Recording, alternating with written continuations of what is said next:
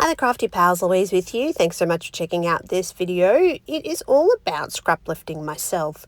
So I recently came across a folder on my desktop filled with layouts from the 2021 creations. So sometimes I archive these and separate them out and put them on a hard disk off my actual laptop. But for some reason, 2021 didn't make it onto the hard drive. And so when I was flicking through there, I was quite surprised at some of the creations that I made that year. Sometimes when you create a layout, you'll then go ahead and you'll put it in the album and maybe you'll look at it. But looking at it on the image was really interesting to see the style that I was creating in 5 years ago. And I thought, what a great opportunity to go back and scrap lift myself and recreate 5 years down the track some of those layouts. So basically I'm hoping to do one of these every month for the whole of 2026. So I have picked 12 layouts and I've started in advance, but the first one I'm going to roll with here is this grid style layout, and I want to kind of bring it up a little bit. The original layout was pretty cool. It had, a mix of Charms creations.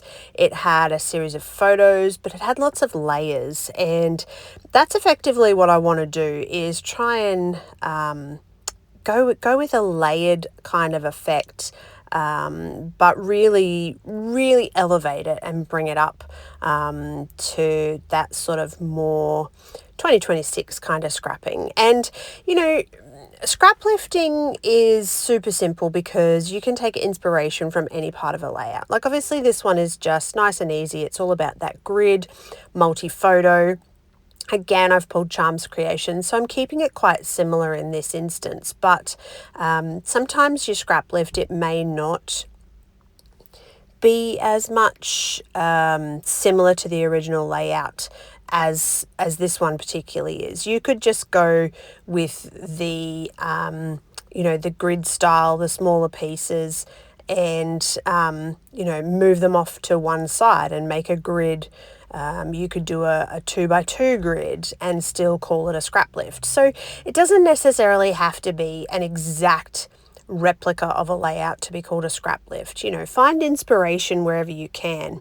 At this point, I'm just going through my ephemera scraps, and they're in a whole big box, and pulling out a few bits and pieces to pop into layers behind these elements. I'm going to pardon me, I'm going to go and do a bit of distressing. I'm going to stick all this down off camera. You don't need to see me fiddle around, but you get this sort of idea of, very similar to the original. And to elevate that a little bit, once I know where everything's going to go, I want to get into this background. And so these little circles replicate where I don't want elements to go. So I start with my ruler and just some simple lines. I want to have a few bits and pieces poking out from around.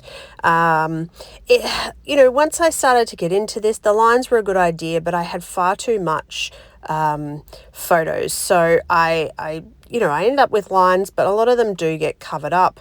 A little bit of black ink splatter. That's a great little touch for the background that wasn't part of the original because it was just really paper and embellishments. And then I'm still thinking about how I could enhance this. So I go with stamping, and I have lots of background texture stamps that very rarely make an appearance because I'm not a huge stamper. And it was at this point where I was like, oh, how am I going to just lift this that little bit more? And I think this stamp really achieves that. It's just that tiny little bit of texture in the background. It mixes in beautifully with the lines, if any of them actually peek out, and it mixes beautifully with the splatter as well.